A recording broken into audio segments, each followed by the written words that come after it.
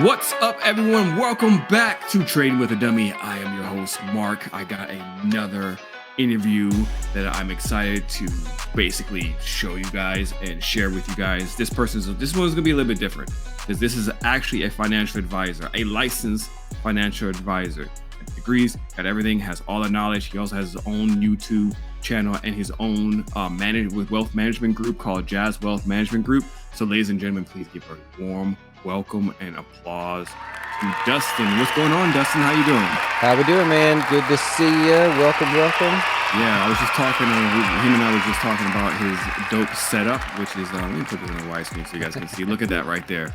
Perfect, man. So I'm glad that you came on my show. You and I, we kind of know each other. Well, we don't really know each other, but we met through Tim, which is one of my buddies, and I interviewed him too in the past. He told me that you are his financial advisor. So yeah, I haven't interviewed anyone like that yet. So you are it. Thank you so much for coming on. So first of all, just to get the way I always do it, just kind of give me a little bit of a background of like where you from, who you are, how'd you end up getting into this space? Okay. Yeah, I'm the so this is a bad representation of financial advisors. Usually they don't have like Louis sitting with you, but so I come from the background, behind the scenes. My job was managing funds for people all over the world. They were not based in the U.S. So I was the guy that was in charge of making them money while the suit and tie guys would go out and shake the hands and make it look like they did the job. And that's how it works, actually, with a lot of mutual funds or a lot of private funds. So they would go out all over Singapore, China. They were big in Portugal, Israel and stuff. And so they would go find people that wanted to invest in the U.S., but didn't really know how. They just happened to have a lot of money. And it was my job to make sure that they look good. So I spent a number of years doing that. And over time, I was kind of like, hey, man, why do these people that have 20 million minimum, why do they get this cool advice? I see what you're telling them. They get all the tricks to make them even more money. And I started kind of writing it down, seeing like, does this apply to the average person? Could they take advantage of the same thing? And I found out they could. And so I kept pitching the idea, why don't we do this for the average person? Just kind of do it at scale. And they didn't really want to do it. As they say, there's no money there. We don't want to work with someone that's got $100,000. I'm like, that's a lot of money. Why are we making fun of these people? So I kept pitching it. They didn't want to do it. And I said, you know what? I already know how to do the investment side of it. I'm just going to go be the guy on the front of it now. But instead of doing the suit and tie thing, I thought, I'm going to build a cool studio and make it less intimidating. So that's pretty much where I come from. Just trying to make what is otherwise boring, sort of, geeky financial type topics that are better than the general, like save 10% of your income. Make that available to the every person. And that's why I started Jazz, and been going good ever since. Now, just try to go from the beginning. How did you even get into this space to begin with? Like growing up, was this like something that you wanted to do? Like, was finances like a huge thing in your family growing up? Did they always talk to you about being financial literate, making sure you're saving, bookkeeping, all that stuff? Was that like a discussion that happened on a consistent basis with your family? Or were your parents in this space as well? No. Well, my dad was, but he was the largest lumber futures trader of his time. That was what he did. He basically transacted all the deals when what is now like Home Depot and Lowe's, when they buy their warehouses full of 4x8, 3/4 inch plywood stuff, 2x6s, 2x8s, by 12s, and so on and so on. He was the guy that sold it to them and would trade futures to try to either hedge his bet or try to widen the spread between what they sold it for and obviously what they bought it for. So think of it like airlines trade in futures to try to hedge against oil prices going up or down. And there's a guy that does that, right? There's actually a lot of them. And so he did that for the lumber side of things. So I never grew up with like, you should put aside 10%, you should focus on, your tax payment, how you're going to sort of strategize with that. That was all a given because, the world of finances was already not given to me, but like explained to me at the next level. I had to go backwards and go, wait a minute, what is a futures contract? Like, Dad, talk to me, bud. And so it got to a point where I said, all right, I want to do this myself. I'm not really interested in futures and in that aspect of being lumber futures anyways. It was a real illiquid market at the time. And he wouldn't, they wouldn't give me any money to get started. They wouldn't like tell me how to get started or anything like that. So I actually went and started a business with the sole intent to just build it up a little bit, sell it. So I had some cash to go do my thing. And that's basically where I started. So I kind of got started in life like being fed through a fire hose with all kinds of weird stuff. I would go into his room and like take his financial statements from the lumber futures trading and try to figure out what it was. And that was little me, man, little kid walking around flipping paper, like trying to figure out the trading of the contracts and expirations and all that stuff. That's awesome. Was he doing this for like a actual corporation or a bank or something? Was he just at home doing it himself? No, actually, so there are companies out there that that's what they do. Just like for the airline futures, it's not the airline themselves that actually trades the futures and buys them. They contract with companies that, I mean, you could be walking next to a Circle K in Palm Beach, and you would actually, that'd be one of them. Just a little office. These guys do what they do. He was out of Fort Lauderdale at the time, and so they would work with. I don't know how old you are, but there used to be Scotty's, Builder Square, before Home Depot and Lowe's and stuff. And so they would contract with companies like his to make sure that they could make as the largest efficient use of the spread between what they bought and sold for. And then also try to hedge against things like we've seen lately where lumber prices just took off. Well, for them to acquire lumber obviously would be expensive now and they wouldn't be able to make as much. But with lumber futures, they were able to be more efficient with that.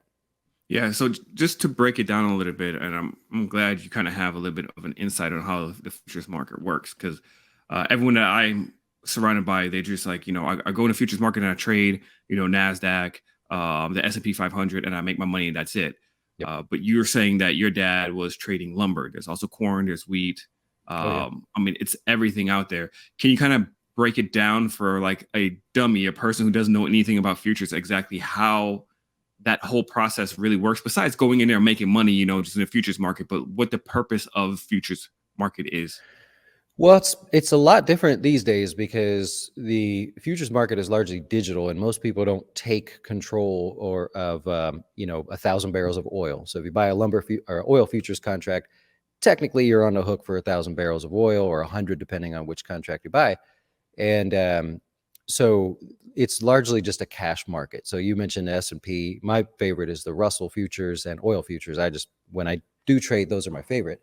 I just always have. But back then, and in some markets still, with wheat and corn, cattle even, the actual trade is physical. So you would not go into purchasing a contract, say 3 months, 6 months down the road for the purpose of making $1, unless there was a large move. You were actually trying to say, well, look, I've got this whole field of corn and I see what the price is now. I would like to sell my corn, but it's not ready yet. So you would sell oil futures contracts to say, hey, in 6 months, my corn will be ready, but I'd like to lock in today's price because I'm worried it may go down.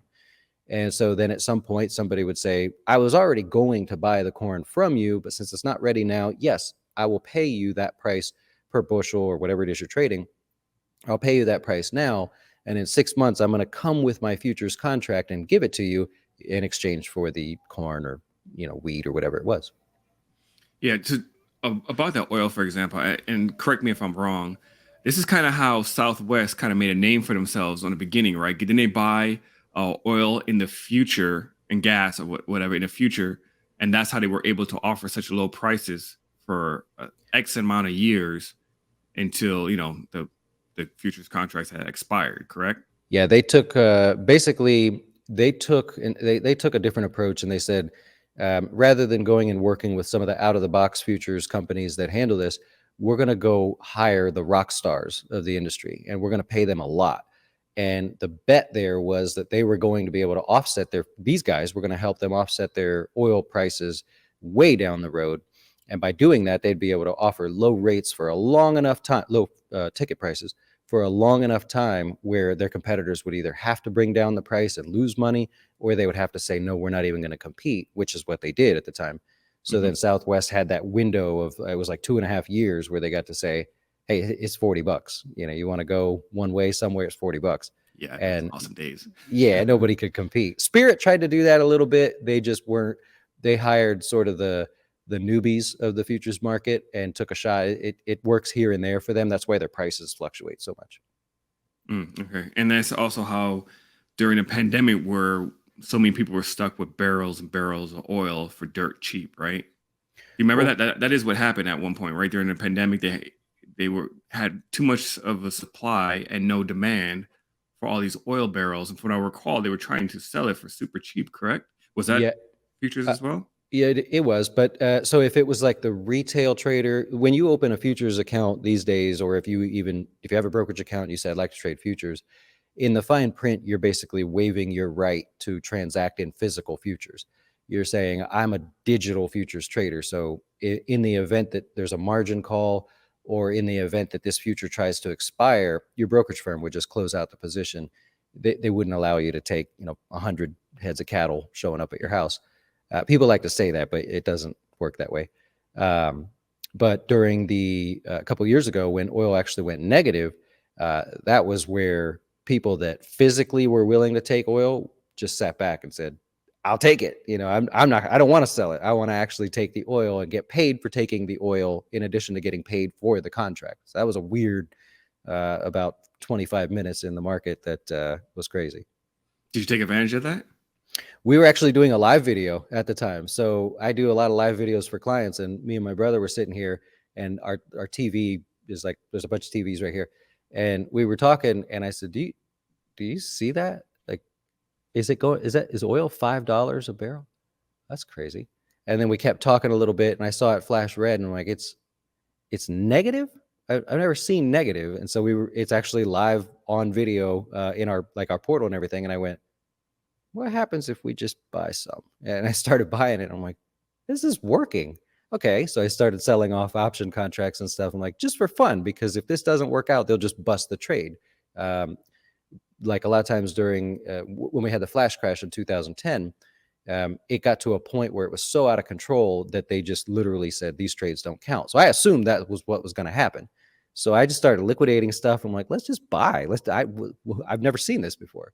And I got out way too soon. I saw it go positive. I'm like, so this means we made a negative spread between the negative number and let's just sell it and see what happens. And we got to keep the money. So it was, we sat back quietly, like they're going to take this away at some point. But yeah. Could you have held it until like right now? No, you would have had to roll forward. So you'd had to, futures contracts expire, generally oil futures contracts expire every third month. So you would have had to have rolled it forward. And when you roll forward a futures contract, you have to pay the higher price, the spread between what you have now and lower. Okay. So I'd have had to pay like $50 a contract just to move it forward. So there's nobody that would have bought it then and still have it today, and they couldn't claim they have a profit. It's not possible. Got you. Now, did you go to college to learn about finances, or like what do you go to college for? Engineering. So my claim to college fame was me and a buddy, actually, we were trying to decide between just starting a lawn business and buying a boat or going to college. And he went on to be a rocket scientist. And I said, okay, I'm going to go learn electrical engineering. And we thought we're going to make home automation because actually didn't get accepted into the finance program at our college here, University of South Florida. They said no. But so I said, I'm going to learn that. And then we started figuring out, wait a minute, this is what the tablets are going to do. Like, there's no sense in having our own home automation thing. So I went towards the finance route. And funny enough, I now yearly, I give a talk at USF on their finance department. They do a roundtable discussion, and they invite me every year. So I always start that talk with, I wasn't actually accepted to this program, so I don't know what I'm doing here. Oh, that's interesting. So you wanted to be an engineer. I didn't want to be. I just thought I saw an opportunity. An opportunity. You saw an opportunity. I was like, this is a piece of cake. Let's do that. So what point did you end up shifting into the whole finance space? So originally I started teaching. My role was education for foreigner. It was at a company here in Florida that their role was teaching people outside the U.S. how the futures market works. Their thought was, why compete with what was then Scottrade and E-Trade and everything? Let's go outside and go find clients there to come here. So I set up a whole education division. They were later bought by Thinkorswim before they were TD Ameritrade. And so actually in the Thinkorswim platform, you can see me doing videos still in there. They kept them for some reason. Cheaper to keep them than reshoot them. Oh, sure. Yeah, I guess so. I mean, it's flattering that it's still there, but I'm surprised there's no conflict. So I did that for a while, and then one of the guys that worked there was saying how we're gonna start actually managing accounts for these people, and so that was me on the background, just the guy walking down the street. You'd never know that was my job, and nobody really cared to ask anyways. So I just kept doing that for a while, and like I said, I pitched the idea of doing this for everybody else because of the advice they were getting, and they didn't take it. So interestingly enough, they have offered to buy Jazz Wealth, but no, it's not too late now. Yeah, it's too late. I'm having fun. Yeah. So did you ever actually trade yourself though consistently to make a living, or were you always just working for somebody else and bringing those clients in and managing their money, or did? I did. Well, part of the attraction is as you're managing accounts for people for other people from other countries, you can't help but want to do your own stuff as well. And a lot of people we found in Singapore and in China, they're not interested in the long term. They're gamblers. They like to gamble. They want to see a profit that day. So I actually convinced them to start up what was probably one of the first trading rooms, but we didn't sell it. And my job was to trade with them every day and tell them what to buy, show them right when we're buying it, let them sell it. And they had a blast because I don't know if you've ever been to Macau over there, but boy, they can gamble. They love taking chances, betting on lucky numbers and all this stuff. So even to this day, part of our deal with clients is we'll do the long-term stuff, but Monday, Wednesday, and Fridays, we call it office trades. We're not allowed to actually say it's a trading room. So we say, hey, we're just sitting in an office trading. And I share the whole screen, the accounts, P&Ls and everything, and just say, hey, for 20 minutes, we're going to have lunch and we're going to sit here and do some trading, see what happens. Once you decided to leave that company, well, first of all, how long did you do that trading with those foreign nationals for? And isn't there like somewhat of conflict there with trading for? So you were trading for the foreign nationals, so they gave you guys money and you used their money to trade, right? Yep. But there is some legality there, isn't there? So even today, being an investment advisor and trading an account, the rule is that you cannot trade your account before you trade their account. So we actually have to just prove that. And it's the same with the office trades. Now, in our current setup, we don't actually trade the same stuff. So there won't be any conflict there. And it's also recorded. So someone could verify that if they wanted to. We're registered with the SEC. So occasionally they do knock on the door and they ask for random stuff just to try to find something wrong. So what we have to do is archive all of our statements and confirmations. And then, of course, client confirmations are archived as well. And it can't be that we bought something that was like a penny stock and then turn around and put all of our clients in it as well. So big no-no. Yeah, because that's considered like a pump and dump then, right? Or in a way where you're using their money to pump it up, potentially.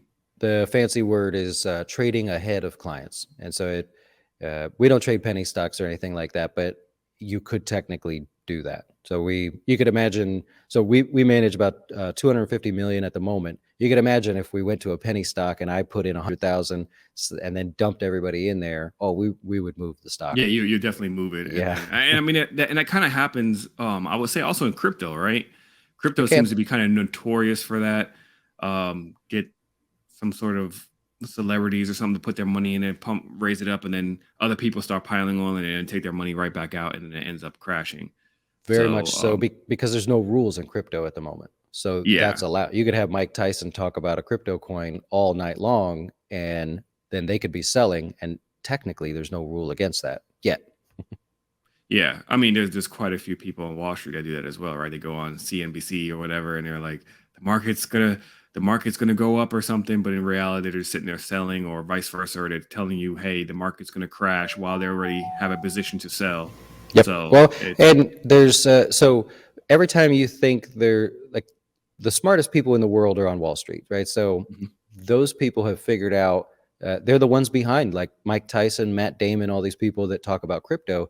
They've done the math to figure out we can give them $10 million just to talk about this for 48 hours straight. Just make it seem like it's the greatest thing in the world. They've done the math. Yeah, they're gonna benefit from it. It's like getting Kim Kardashian, right? Here's $5 million to advertise this bra, and Yep. that bra is gonna sell out like crazy. So that Oh yeah. completely makes sense. What licenses? This is one thing that I want to speak with you about, because you actually have the licenses, right? You have Gotcha. you're registered, you all that. But there's a lot of people in this space, especially since 2020, that are considered they don't really call themselves financial advisors, right? They call themselves financial experts. I guess that's the way to get around it. Coaches. Yeah. Coaches, gurus, and stuff. Um, what do you recommend people look out for to try to navigate between knowing like who is what? Like watching you on YouTube, right? You could just be also a random guy that they found on YouTube who's giving financial advice. And then I could go on another channel and see another guy giving financial advice. You have a license and this person doesn't. Like, how can you try to, I guess, figure out who is who in this space? Well, someone like Susie Orman or Dave Ramsey, they're probably good examples. You can give financial advice without being licensed. Um, there's nothing wrong with that. So if you're looking, maybe you stumble across somebody on TikTok or YouTube or whatever, and they seem to be giving stuff that you're into, advice that something that resonates with you. Yeah, like NFTs or something. Yeah. Yeah, nothing wrong with that. The trouble becomes when they try to charge for it. So every state has a different rule, and then the federal government has their own rules. But you can't say I will charge you $100 a month and give you advice on your investments, give you advice on your bank accounts and things like that without being licensed. Technically, you'd eventually get caught. Where it bleeds into sort of an issue for us is because we're giving financial advice and financial planning, which could be its own license, but we are physically transacting the movement of money. So if I give a client advice to say, you're about to retire, we should probably consider this or this, then I'm physically going to do that for them. They give me the green light, I'm going to make it happen. And the ability to physically move somebody else's money into a different investment, that requires one of a handful of licenses. We have the Series 65 both as individuals and as a company, because it's sort of all encompassing. We don't have to worry about going outside of any rules that would require to have maybe Series 7, Series 6, or whatever it is. So that's what we have. But other than that, yeah, I mean, my biggest pet peeve, though, is somebody that says I'm trading and I would like to sell, for $99 a month, you can come trade with me or something. My biggest pet peeve is I want to see how they're doing. We expect as a consumer that you will struggle at the same time we're struggling, maybe not as much, but they never show like the good and the bad. And a good example is we in our office trades, we so we got really aggressive too early. So I went through I show it every day. And I'm like, all right, the first drop in the market, I'm like, let's take a shot. And so for about 5 days there, you got to see nastiness in our account. And that's part of the fun, is just how do we fix it? How do we work out of it? Like our Netflix position, we'd actually sold puts on Netflix and everybody got crushed on that one. It just, gapped down 35% after earnings. So it's one thing to just say you're in it and there's trouble, but how do you now show, okay, this is a problem. This is how you learn. We have to fix this position. Let's show you how we're going to do it. But other than that, there's really no license required for giving advice. It's until you start saying, I want to charge for it and I'm going to set it up as a business. Okay, now I'm a little confused, because that's like, it feels like that's a little bit in the gray area. So are they getting around it by just saying this is for entertainment purposes only? Is that how they get away with it? Because there's people out there who are charging for courses, for trading groups, and etc. But you're saying that technically that's considered illegal? No, you're allowed to do that. It's just if if someone were to say to you, this is my trading group, you can come in, I will teach you how to trade or share all this stuff with you, and it costs X number of dollars a month or whatever, you're allowed to do that all day long without any license or any real credibility. The trouble becomes when you say, okay, now if you like, I'll do the trading for you. Oh, So got now you. Yeah. I'll take your money. I'll take your money and then do that. So that's how they get around it. That's why they can't technically take your money and really trade for you. You got it. On the other hand, though, people that I've seen also have licenses like yourself. They're sometimes hesitant to go on a platform and, for example, say, guys, you should probably buy Apple because it's going to go to 160. Yep. I've noticed they kind of stay away from that because is there some legality there as well? There is. That's called, so if you have the licenses, especially on a federal level, there's a rule called know your client. And you have to prove that, you have to be able to prove that if I give you right now, I say, Marcus, I think you should buy Apple, this, and this. I have to be able to prove that I know that that was suitable for you. That doesn't mean you took too much risk. It doesn't mean you bet your life savings. And so you can imagine if I'm on YouTube every day, I do a show at 5 o'clock and I talk about the stock market. I can't possibly know who's watching and if any recommendation is suitable. So that's why you see advisors kind of saying, I don't know, it looks like it's a little bit weak here, but they'll never say, I'm going to short it and I'm going to get out at this price or whatever. Not cool. And actually, so every video, everything that we do has to be archived in 2 separate locations, saved for 7 years, transcripted, and we have to have it ready in case the SEC comes along and says, show us an example where you didn't give advice to someone when they asked for it or something like that. Interesting. It's a nightmare. Yeah. I mean, it sounds like it could have probably been like an easier road for you just to have been considered a financial expert than a financial advisor, right? In a way. It could have, well, knowing how the internet has kind of gone along and done its thing. Yeah, there would have been a lot more benefit to doing that. Where you see people get in trouble is where they say we'll do a financial plan. So some of the people that love giving advice and all this stuff, they're now starting to say, let's plan it out. You know, we sold you our course. Now let's actually plan your life out and where you spend your dollars. Those people are going to eventually find themselves getting questioned. Oh, wow. So I can't actually, like, for example, I'm good at budgeting, right? I can't sit down and say, hey, this is how you budget. Now let's sit down together and let's make your plan. I can't do that. Specifically, no. Okay. Yeah. I did not do it. I'm just saying. Yeah. Just hypothetically. Hypothetically. Yeah. Got you.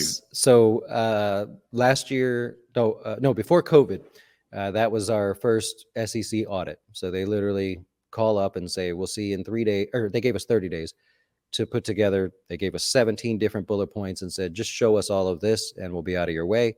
And it'll make you pay attention. Was that because someone complained on your company, or is it just randomly they just will hit you up? Well, so each year they have a focus. Before COVID, their focus was on making sure that you had safeguards in place where if an elderly person was getting taken advantage of, that you didn't allow money to move in or out or something without verifying that it was them. So we had to prove a lot of that. And that happens a lot, believe it or not. I mean, we have clients all over the United States and you get a random email that says, hey, I'm going to buy a house. Can I have $100,000? Okay. Well, I'm supposed to know that person is 88 years old and has no interest in buying a house or whatever the case. So there's supposed to be different safeguards that come up and everybody's supposed to be trained here to go, okay, we have to talk first. We want to know it's you and things like that. Got you. Once you started your own Jazz Wealth, like you said, you separated from the group because you want to kind of cater towards people with $100,000 versus people who have millions of dollars, correct? So you kind of want to cater towards more like just the average person? Yeah, our minimum is $2,000. Really? That's actually required that we select a minimum. So I was like, what's the lowest number I can think of to start? And that it's just for me. Like sometimes people call and they're like, hey, I'm trying to buy another property. I'm into real estate. How do I end up buying 3 properties, will the bank take me? Can you look at my debt to income ratio? Can you put me in a position so I can go to the bank and not have any problems? People get divorced all the time, and oh my God, is she going to take all my money? Is he going to, wipe me out? So it could be any financial situation that we just take one-on-one and go, all right, cool. Yeah, you just got audited by the IRS. Let's take a look, right? And that's what happens if you're of a certain level, right? And I always use the joke like, do you imagine Elon Musk sitting down and going, oh, the power bill came in. I got to write a check. Or, you know what I mean? Like, it's time to do my taxes or something. Let me see how I could save money. So those kind of things for the average person, to me, is just, it's an incredible thing to do for people. But why make them already have a lot of money? If they already have a lot of money, then we're just helping them keep it. If they don't have a lot of money, aren't we trying to get them to, like, that's their goal? They want to have a lot of money. So if they knew those tricks, would they not get there faster? And as a company, we only make money if you have more money. So we don't sell stuff. So if you start with $2,000 and I start learning about your life, and then a year from now you're at 10 because you made the right choices and had the right advice, and then 5 years from now you're at 100 or whatever, it's a long-term play for us, but we'll eventually have all these clients that now have, whatever money they're shooting for, and we'll be more than happy with that. Whereas advisors now, they all fight over the person that has $1 million or more, and there's 10 people calling on them. And Yeah, I'm like, let's just build those people to that point, and then I'll be as happy as, anybody else. it's like the real estate agent, right? Who has like the one real estate agent. He's like, I just need to close $2 million homes a year versus the other one who's like, I'm okay with selling a bunch of, I don't know, $150,000 homes, and I'll probably make just as much or more than you. And Yeah. so it's kind of like that. The same concept, like just some of the things where, like right now, we basically built the technology to say, okay, I can manage your 401k as well, TSPs, any accounts that we can't move, they have to stay there. And I find that people just like, they pick random stuff in their 401k. So I always go in there and say, well, here's what you have. And by me just tinkering with it, here's what you're now going to have. Maybe it's an extra 2 or 3% more. Well, you had 100,000 or something in your 401k. So that means you're going to make more than you're ever going to pay me, but you're also going to get bigger over time faster than you would have. It's a simple thing, and those little things add up to where someone that 10 years from now maybe would have had $500,000 because they really are into their money and saving. Well, now they may be at 800,000, but they get to keep 48, or they get to keep like 98% of it because we also avoided some of the tax problems as well. That's the stuff that the wealthy get. And I'm like, the same laws apply to the average person. So we just have to be smart about it and teach them as well how to do it. Yeah. And that's where your YouTube channel came into play from my understanding, right? So is that the reason why you decided I want to have a YouTube channel as well and show up every day? That was initially a mistake. I started posting videos because I would get questions from clients, and I'm like, this is better if I could just show them. I had a lady in Hawaii, and I had a guy in California, and I was like, let me just make a video and point on the screen and stuff. And I didn't know it wasn't hidden, so it was just out there. And more people started calling, and I'm like, see, this is proof that people want the sort of next level advice, not just the basic advice. And there's something there as long as you can keep it simple, like I said, be less intimidating, and get them to watch. So to be clear, when you say that you take clients that have $2,000, right? And you don't sell a course, you don't sell products, you make your money off of that person making money, right? Yep. So in general, like, how does that work? What percentage do you get? So if I have $2,000 and I give you $2,000, when do you make money? Is it when I exit the leave, or are you just kind of every year compounding on, you get a percentage of whatever is compounded on top of that 2K? Yep. It goes by your account size. So because of the regulations and stuff, the smaller your account, the more it costs us. So we do charge a little bit more. But for example, someone that let's say they start and they're like, never done this before. If you have between $2,000 and $25,000, we charge you 1.5% a year based on your account, right? So if we get 1.5% of whatever happens, we don't want you to stay at 2,000. We want you to get going as soon as possible. So we obviously make more dollars. Then as your accounts get bigger, we charge less and less. So all the way up to 250,000, then it becomes 0.5% a year. So it's the same concept there. If you have 250,000, we're now making less off of it. So we don't want you to stay at 250,000. We want to keep growing and growing and growing and finding ways where maybe you have more dollars in your pocket, which means you can invest more or save more towards a house or whatever it is. So then over time, maybe you're at 500,000 and okay, 0.5% that we get to take on 500,000 is much better than 250.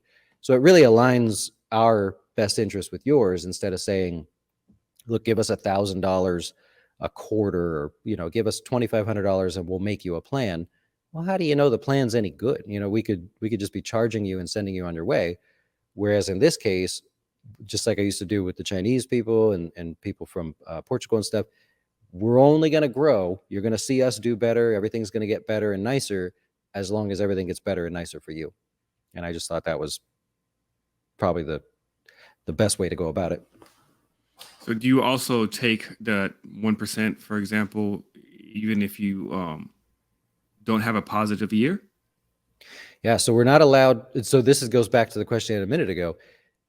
You can't charge based on performance. So the government has set a rule that says you have to be considered a high net worth individual, or they actually use it. They say you have to be an accredited individual, which is just a fancy way of saying that you're supposed to know a lot about money at that point. And they define that by the dollars that you have. So I think it's 2 million now in net worth. And so we can't actually say this quarter was a home run or last year was great and therefore we're going to charge you. Next quarter was down, we're not going to charge you. I wish we could do it that way, but we can't do it that way. But for example, like last year, the stock market went up all year long. It was, we could have just we could have just never looked and it was up.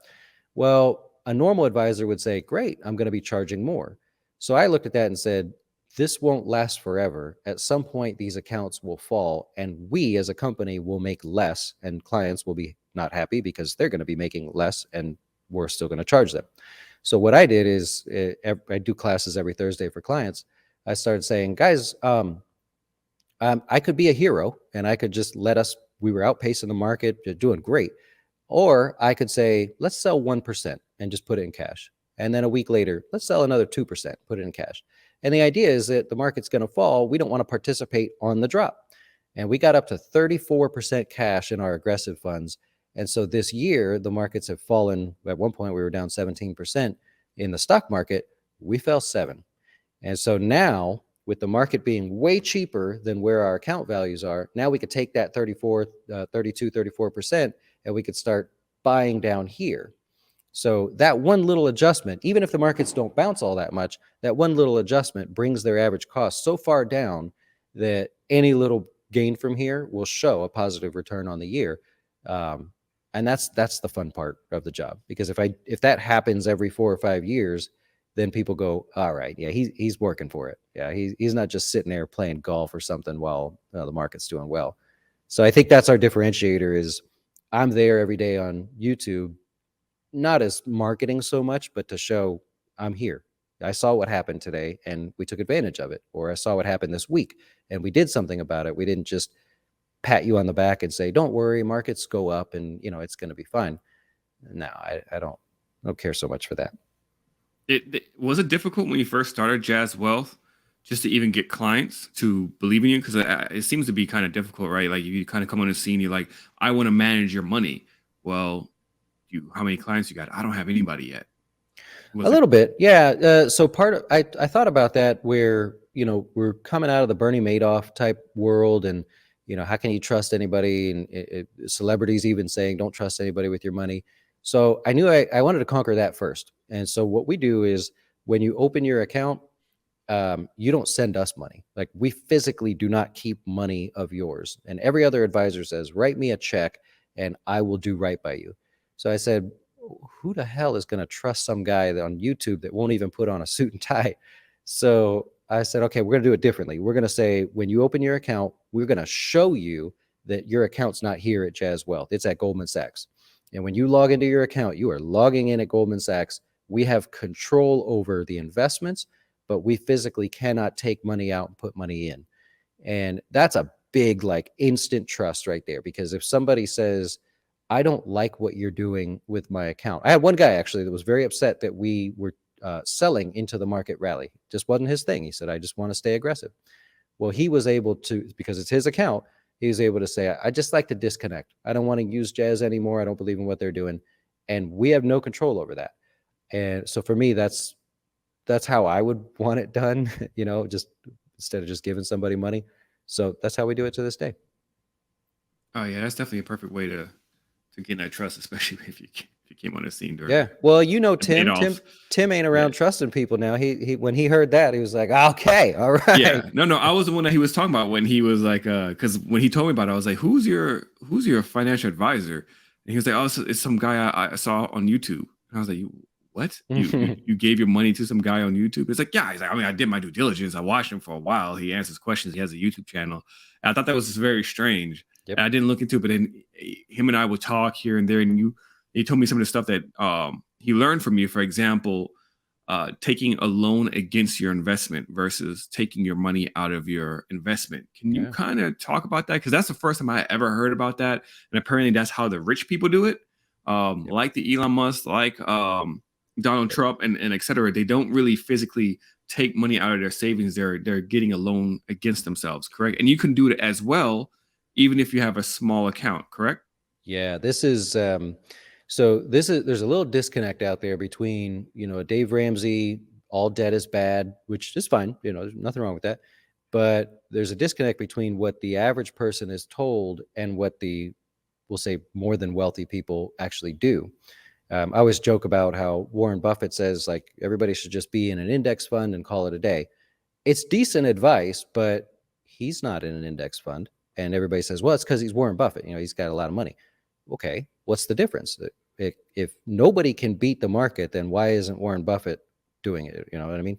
So with the Dave Ramsey thing, there's the debt side of it. But on the wealth side of it, the really wealthy people, they're more interested in not paying taxes, as we all should be, right?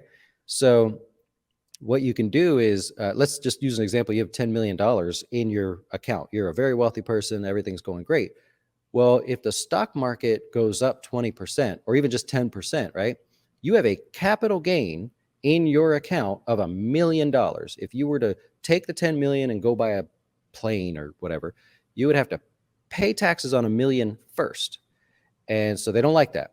So what the brokerage firms do is they say, look, we don't want you to take your money out either. Imagine us as Jazz Wealth. If someone wanted to take 10 million out, that means we're going to make less money. So we want to accommodate to try to keep the money, but make it worth it for you. So what advisors and brokerage firms do is say, I know you're good for it. I see your account has 10 million in it. How about we just give you that money? Just here. We'll keep the 10 million like this. You don't have to pay taxes. So we're saving you, in this case, 20%, because long-term capital gains for the rich are 20%. So we'll save you 20% or $200,000 in capital gains. We'll let you have 10 million or whatever you need to borrow. And we know you're good for it. Because we know you're good for it, we don't have to charge you 5% interest or whatever. Maybe it costs us 1% or now 1.5% to borrow the money. You just make good on our cost and we'll be happy for that. Like, we won't put a spread on there or anything. So someone like Elon Musk needs $44 billion to buy Twitter, or not as much, but his portion is going to be considerable. Well, his assets in Tesla stock are astronomical. He'll sell some of it. He may have already done that, but then he's going to go to the bank and say, I'm good for it. You have the rest of my assets. And they'll just literally give him money. Why can't the average person do that? And for the longest time, it was because the average person is not accredited, meaning they just a nice way of saying you're not smart. You don't know what you're doing. That's literally how they say it. So now that's becoming more evident, is like, wait, if I have $50,000 in my account, if I have to pay 15% tax, well, that means a lot to me, right? That may not be $100,000, $200,000 in taxes, but that tax bill maybe it's $1,000 or $2,000. That's a lot of money to me. I still don't want to pay that. So can I just borrow the money? And as long as there's no cost to it for the end user, then it's quite attractive. Yeah. So you tell me you guys give out the money and you don't gain anything from that? Nope. For us, it's a matter of, if you're keeping if you're keeping your money in your account, we're still making money. We're going to want it to grow. That's money that can grow. So we'll be fine. We're not like arguing about that. And in fact, what I do with clients is I say, look, if it costs me 1.5% to borrow the money, it's about 1.25%, 1.5% right now. Then I would ask you to pay that. But what if we used investments where maybe you earn that? So over the course of a year, we take a piece of your investments and we put it in some municipal bond in the middle of Ohio because they're building a bridge. It's guaranteed that you're going to get that money back, and it's guaranteed that you're going to make 1.5%, 2% or whatever on that bond. Therefore, you borrowed from yourself for nothing, and I don't need anything for it. There's no fee or charge or catch or anything like that. So it's a win-win. So the advisor gets to keep going, the client gets what they need. And because we know you're good for it, I don't have a payment schedule. So you don't have to pay unless you want to. You can pay it off. You could, 2 years could go by and you could say, oh, I'm good. Here, let's pay a few dollars on it now. Doesn't matter to me because I know you're good for it. And if you ever tell me you don't want to pay, we'll just sell your positions and makes good on the loan there. So that's why people that are wealthy get to borrow for next to nothing. And in reality, they don't care anyways because it's debt. They get to write it off on their taxes. So they'd be willing to pay. But correct. So as an average person, could you do the same thing? That would be considered debt? You could, yeah, because you would remember, you'd have to pay whatever our cost is. So if our cost was 1.5% in interest, well, at the end of the year, if that adds up to, $1,000 or something, well, that's interest that you have to pay. The cool part is it doesn't go on your credit report. Nobody knows you borrowed it. Like, could you imagine Donald Trump taking a loan for $50 million against his assets and then trying to buy something with it? Well, it's not on his credit report. So the debt gets to be used on his taxes, but the amount is not used on his credit report. And that's why, like, the most common, remember when Trump was first running for office and everybody's in an uproar because he kept dodging the tax question. Like, so that was a big deal. Well, we all know he wasn't paying taxes. Like, he could have just told us that, right? So they're all not paying taxes. Well, so everybody's all upset. But the number one question I got asked was, Dustin, man, can we do that? Can we set something up like that? Everybody wants to be upset on the surface, but behind the scenes, we're like, screw the IRS. We want the tricks too. They want to do the same thing. Exactly. Yeah. I remember when everyone was all upset. I'm like, listen, whatever that guy did, if you had the opportunity and you were a millionaire and you could do the same thing, wouldn't you do it? Yep. Especially if it's legal. They're like, oh, no, but it's illegal. It's like, he's not going to do something stupid like that illegally. Like, regardless how you feel about him, I really doubt he's going to do something illegal. Everything that he's doing is legal. So if he's not paying taxes, it's more of a perception. He doesn't want people to be like, wait a second, you're a millionaire not paying taxes. Like, but technically, legally, he doesn't have to because of whatever his financial advice told him. Musk and Bezos, they're all targets. They know they're targets from the IRS or for any political gain or anything. What's his name? He's got Mark Cuban. He's going to run for president, and he knows he's a target. Well, wait, what? Is this news? Is this breaking news? No, he said he took a lie detector test, and the last question they asked him was, "Would you ever run for president?" And he goes, "Yes." So you could see behind the scenes he's prepping with all the stuff that he knows and stuff. He'd probably be pretty good at it. I don't know like where he stands on anything, but so they know their targets, so they can't do anything illegal. There are lots of gray areas in the tax code, but there's nothing that they're going to do that's illegal. So I just don't buy the argument that whoever we're currently fighting about that is not paying taxes, it could be Biden or whoever. Okay, they're not paying. They're allowed to. They make the laws. So, and then just to be clear, so if I take a loan against my assets that are invested within your management group, that's not considered gains, right, on my taxes? Well, first of all, you wouldn't take it. You would be taking it against your account. We don't actually control. Remember, we don't touch your money. So you would say, all right, look, here's my account, and I'd like to borrow against it. And basically, I just pick up the phone and go to Goldman Sachs, and I say, Marcus wants to borrow some money. And I show them all your positions to make sure you're not in like 100% in Tesla. Like, they don't want to see you're taking extreme risks like that. And then they would report back and say, cool, he can have a credit line up to X. We give you a username and password, you go in. But there's no like, give us your credit score, or let's make sure, there's nothing in the traditional loan process that you would go through. It's just, it's a phone call because they already have your money. So you're not going to run away, Got you. No, what I mean is, like, for example, if I make six figures, right? Like, say $100,000, and I want to take a $20,000 loan by the end of the year when I file my taxes, I'm not reporting $120,000 because it's considered a loan. Therefore, it's kind of like it didn't happen, correct? Yep. I actually have a client right now that's putting in a few more dollars because they want to use the money as a down payment on a business, and they want to go get a loan for the rest. Well, we worked it out and we found out if you were to take that money, if he were to get two loans, one for the down payment or just a big one for the business, his debt to income would be too high personally. So he wouldn't qualify. He can afford it, but the bank would tell him you can't qualify. So we said, well, just borrow against your account. And then that way you have the dollars, but it's not a loan, it's not on your credit, and you're borrowing. Now he's going to borrow 65% to buy the rest of the business. He could do that because the loan payment on that with his debt to income ratio personally can guarantee that business loan. The business more than makes enough to pay for everything, but the bank wants to see that who are we going after if they don't pay. Got you. Okay. And well, you probably hear this a lot, and I'm sure, and I want to ask this question. So if I have a Roth IRA and I can buy my own shares and trade if I want to trade, why do I need you? Well, some people don't. I never actually, I don't take the approach of saying, you should have a financial advisor, you need us or whatever. There's some people that are really into it. Actually, a lot of our clients, they're really into the markets. And I love that because when we interact, we're on the same page. Like we're talking the same language instead of me saying a Roth IRA is an account and investments go inside of it, doing the basics.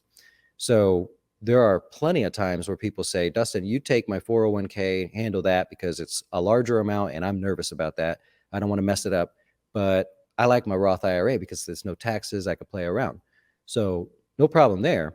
Where people start to kind of want to use this is either they say, I don't know a lot about this, and I just want that trust that if I die, my wife can come along and she's not going to get ripped off. Or their lives are complex and they need more of a holistic kind of a plan. So it's not just about the investments. It's when I retire, if I have 12 properties that I hope to acquire over my life, then how do I know which ones to sell so that my Social Security isn't taxed at 85%? How do I know which ones to sell so that I'm not paying up for Medicare? I want to pay the least amount of taxes so that I can leave as many dollars to the future as possible to their beneficiaries. So when it gets sort of complex like that over time, that's when people want to use us for the most part. I think it also probably would be a little bit of a safer bet. Like, for example, right now during a bearish market, right?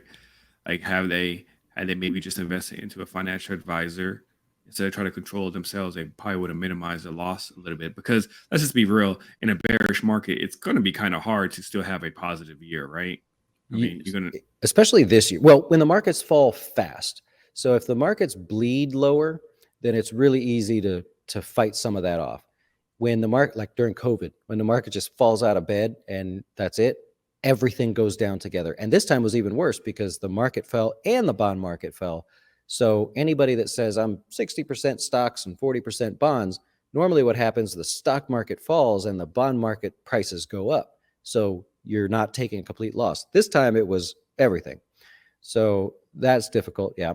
But I find that it's a lot of emotion for people.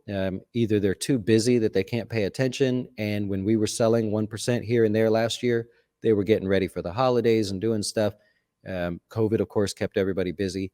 And so you miss out on those little advantages over time because you're living your life. And there's nothing wrong with that. But if we were able to save you from losing 9% and now we can buy back in with some extra cash, well, that adds up over 10, 20, 30 years when someone's investing with us or any advisor that's doing that. And that's, I think, where the differentiator comes in. I think Vanguard did a study, or Schwab or somebody that said the difference if you work with an advisor and you don't. And that's pretty much the argument they were making, is they would keep you out of making those bad decisions at the wrong time, which add up to returns over time. But some people, there's just not going to be a need. Like anything else, I always joke that I don't know how to keep my pool looking good. I would love to. I can't do it. I don't know what you put in there and how it all works. So I pay a guy for that. Whereas my best friend laughs at me. He's like, "You're so stupid. Just go buy the stuff yourself." I'm like, it just doesn't, for whatever reason, my head can't wrap around keeping this pool clean. So I have to pay a guy for that. I mow my own lawn. I like doing it. I put the headphones on and go. But this is the same with an advisor. Not everybody needs an advisor. So is there a difference between like you as an advisor versus the advisor like E-Trade would pitch or Thinkorswim would pitch or TD Ameritrade or Charles Schwab where they're like, we could set you with a financial advisor. Is there a difference between who they're setting me up with versus you? There's a big difference there because they don't give advice. And people find that out the hard way. I get a lot of clients that way. So if you go to Vanguard or any of the other ones, Fidelity, and you say, I would like a financial advisor, so they're trained to use a mix of the same funds. And basically what they do is they say, if you're a certain age, then you get this mix. If you're a different age, you get this mix. But you can't actually call and ask for advice or planning or anything. Their job is just to move those investments. And to me, I think that's a part of it, but your life is going to get complex at times. It's going to be quiet sometimes. And if there's an advantage there, then I'd want to talk about it. Like our last week's class was, okay, the economy may be getting weaker. What are some beyond the basic stuff that you can do? We were talking about the 401k loans and paying those back and how that actually works for you. Car loans, actually, we did a study.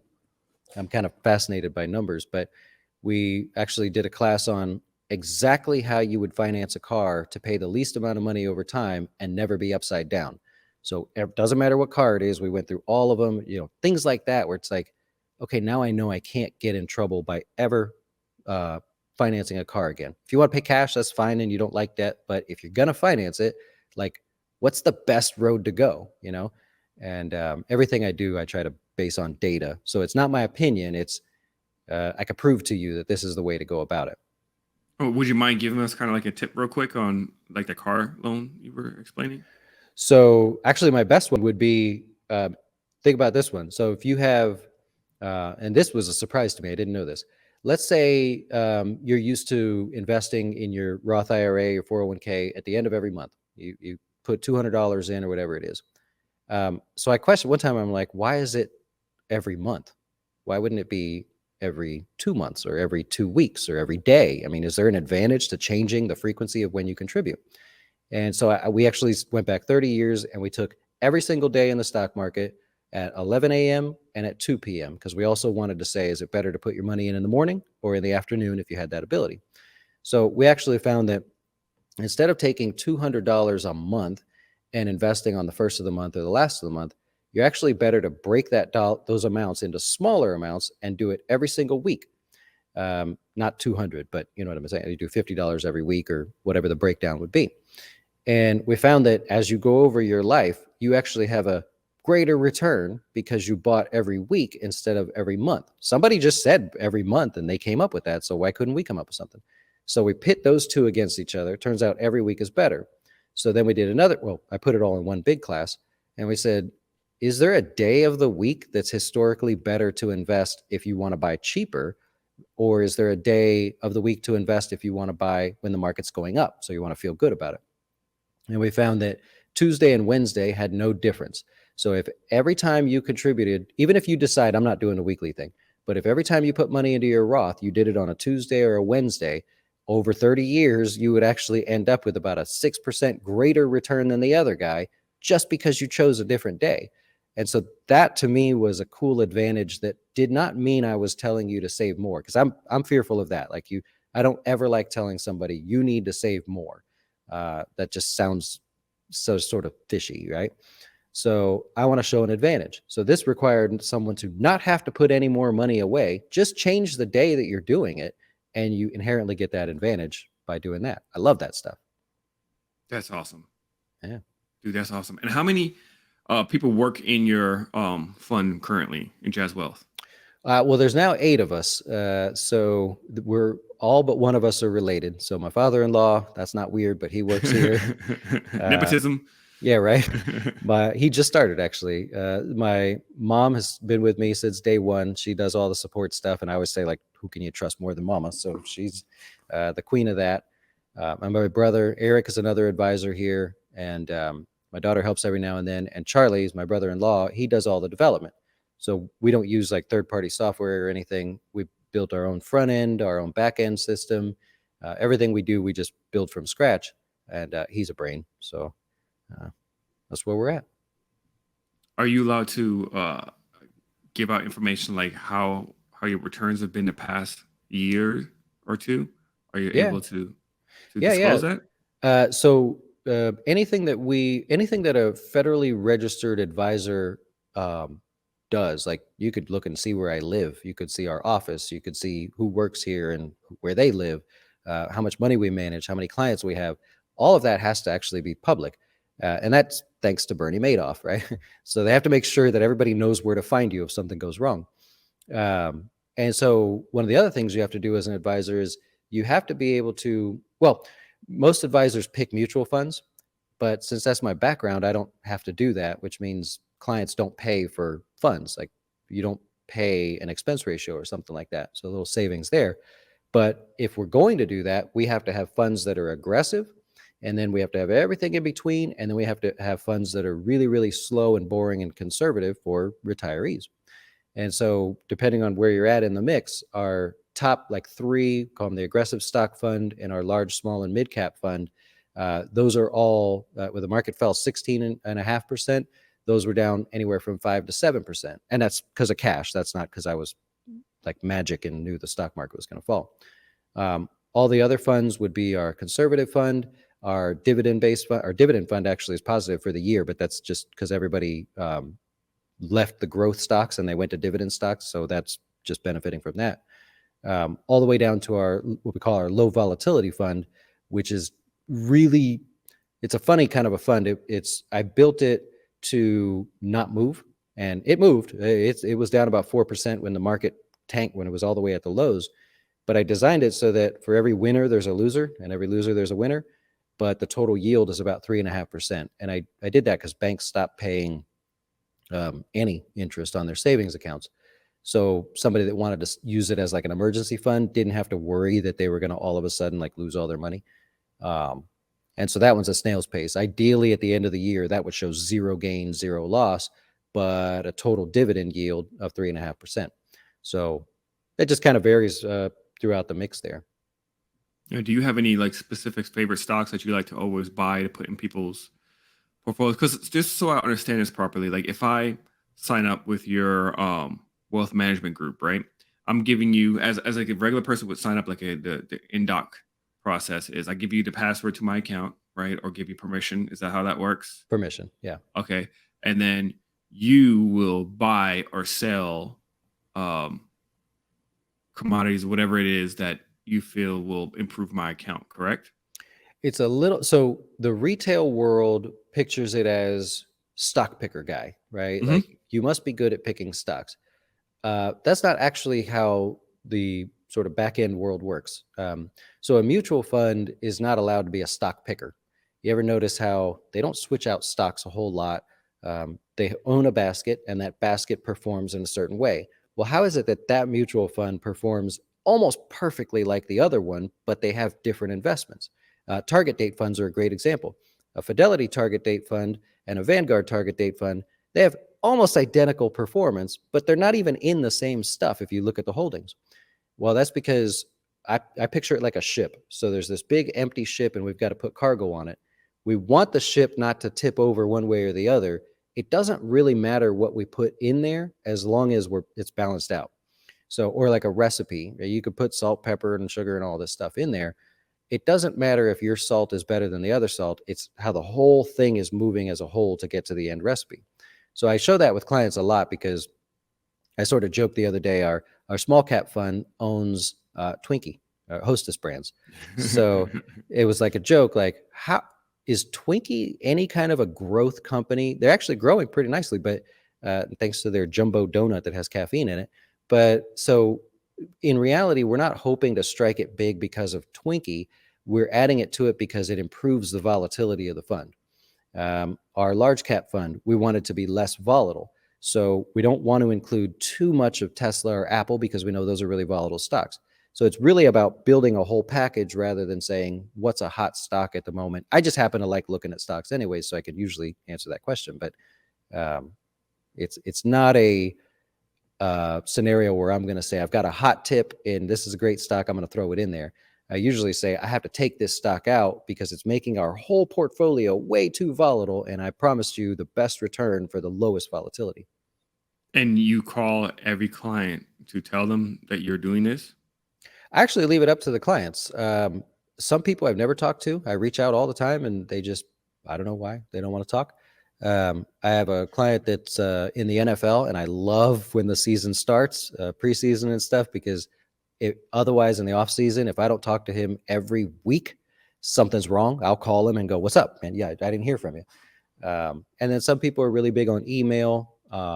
And some people just come to the weekly class every Thursday. It's a private class. One of our other sets over here, it actually looks like a bar. It is a bar, but we built it to look like a bar. And I call it Wine and Wealth, and it's a real laid back class to kind of catch everybody up and take questions if they want to ask there. So it's up to them. So you definitely stand out amongst the financial advisors on the way you handle your business and everything. Because again, you're not only are you a management group, you're also a YouTuber, you're also a educator. You're like very different than most, from my understanding. Well, by choice, yes, but also by flexibility. So there's something called an independent advisor, and then there's financial advisors. So someone that says, I'm an Edward Jones financial advisor, or I work with Charles Schwab, Morgan Stanley, whatever, they're bound by their rules, their investments, and their process. We're independent, so we're not tied to, like, if Goldman Sachs wants to treat us wrong one day, we can go elsewhere. We are Jazz Wealth, and we have our own compliance rules that conform with the SEC regulations, of course, but we don't have to always focus on Fidelity funds. We don't use them anyways, but we don't have to point you in one direction because that's the brand that we work for. So because of that, I don't have to wear a certain outfit. I don't have to have these videos like approved by compliance. I would be sort of the guy to go, no, we have to take that video down because we broke a rule, and things like that. Whereas at like Raymond James or whatever, it would take you probably 3 weeks to get a video approved just to post. And that wasn't my style. Got you. Well, I definitely appreciate you. I got you a little bit over an hour now. I do have one last question for you. Sure. What do you think right now? Actually, I have two questions for you. The first one is like, what do you think people are doing wrong right now that's really honestly costing them a lot of money? So probably two things.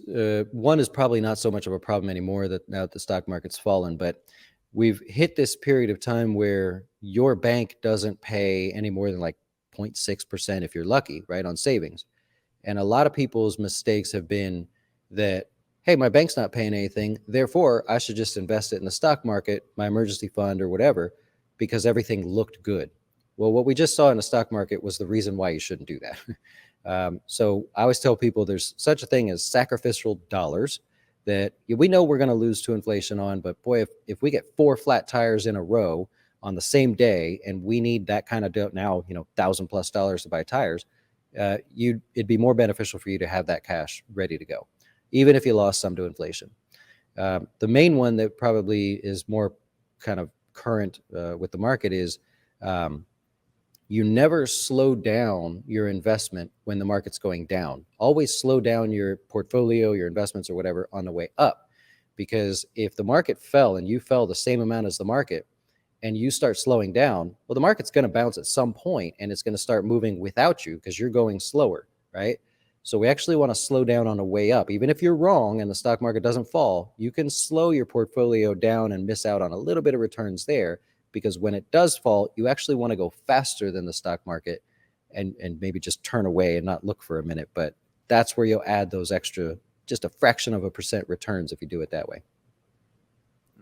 Okay. And my second question is because, as you know, on my YouTube channel, one of the things is that I go from like these trading groups to trading groups. And if you listen to like any of my interviews, I always say that because I'm very hesitant. I'm not always crapping on the groups that are teaching you or telling you can become a millionaire by just doing X, Y, and Z. I just feel like it's kind of become the way where a lot of people feel like that's the easiest way for them to get rich now and build wealth is by doing aggressive option plays or buying shit stocks. I just did a video on Honest, Palantir, Peloton. I mean, the list goes on. And I feel like there's especially like, I don't know how old you are. You're probably around my age. But there's these YouTubers that are super famous in their 20s who are like, you need to buy Tattoo Chef, right now. And they've been saying that for the past year, and people's portfolios are just getting killed. And they're still sitting there telling you, buy Tattoo Chef, buy Tattoo Chef. This is the bottom. Buy the dip, buy the dip. So what are your thoughts on all these courses, these groups, these YouTubers, people who really have no official license whatsoever out there pitching and selling and doing these things that technically should be done by a professional? There's probably a lot of good ones. I haven't kept track in a while, but you probably could tell who the best ones are if they specialize in just one thing. I learned that a long time ago. A guy that I taught, he actually made way more money than me at the time because he chose one stock. It was United Technologies at the time. And he said, I just feel like I could get to know this one stock. And every day he would trade that stock. And up until they got bought out, he was 1/3 of the daily volume. I mean, you could literally go in there and see him in there on both sides, buying and selling all day. And he figured out something that worked for him. And so people that specialize tend to be much better than people that say, oh, let's buy discounted stocks. Or what does that mean, buy discounted stocks? So I would look for that. The person that says like that's what I do every day in the office trades. I don't have time to really do much else, but I do the exact same trades every single day. I build the same exact portfolio. There's nothing really new or exciting to explain, but it just kind of adds up. That's just the way I like to do it. And so that's probably what you'd look for. If you find a guy or a girl that says, I focus on at 9:30 in the morning, I only look for 3 stocks that gap up more than 2% on the day because of some news event. And maybe they found something that whenever that happens, they can count on an early few-minute pullback and then the rally that they want to participate on or something like that. Those are the best. Those are probably the best people. Awesome. Thank you, man. I really appreciate it, Dustin. Are you currently still accepting people to manage their money, or are you like completely closed up? We do. We actually just recently opened back up. We closed because we wanted to build our own custom back end. We actually found out that clients prefer to see their balance and performance and positions and all this in certain ways. So we just built it all from scratch. And I didn't want to take new clients when I was going to have to send them here and send them there and look around. Yeah. So we are. Yeah, you could go to the website or even just go there to ask questions and schedule a call or something. Do you have time to show your website how they would sign up and stuff? I do. I think that's up to you to pop it up. Yeah. Let me do. Here you go. But obviously it's sort of weird already because it's got graffiti on it. But you just hit invest now if you wanted to start. And all of that's all of our stuff. We ask the least amount of questions that we have to ask. And there's information there about that's actually what our portal looks like from the holdings, positions, everything that we built there. And then you can obviously we show you exactly what we charge. So there's no guess there, and you can schedule a call right there, either by hitting contact us, any of the frequently asked questions, go into the client center, chat with Jazz over here, whatever you like. Awesome. Now I heard, according to Tim, that you once you review people's, I guess, their portfolio, if you feel like they're just doing just right, you actually send them away and say, hey, there's nothing I can do to help you. Because that's what you apparently told Tim at one point, right? Was like, you do everything fine. Like, yeah, you don't need me. But he was very adamant about you still continuing to manage his stuff, correct? Yeah, well, because he's into it. There's a lot of people that come our way, and after talking with them, I'm like, I mean, I'm happy to work with you, but what you're doing now, you got the right head on your shoulders. You're thinking about it right. I could only help with like the tax tricks and things, or maybe as tax laws change or whatever.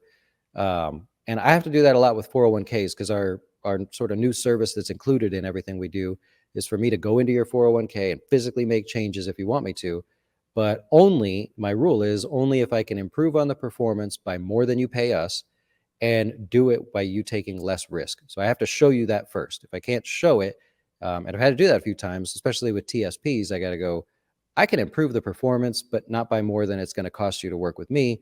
So I'm just going to disconnect, and walk away. Yeah. Speaking of TSPs, I know I keep saying that's my last question. Speaking of TSPs, so I was in the military, right? And yeah. TSP is all I invested in for 15 years. It didn't perform very well. I can tell you that. And there was an opportunity during the pandemic where you could get everything out, take all your money out of the TSP, and with no penalty. Yep. I did that, and I put it into a Roth IRA. And then when you were on Tim's show, Tim's Tidbit, I asked about the TSP, and you actually said that's one of the best funds out there. Yep. And now I regret it. Is there a reason why you feel like the TSP, out of all the, I guess, retirement accounts, why that one is so special? Well, number one, the cost is next to nothing, and it's even going to be going down here.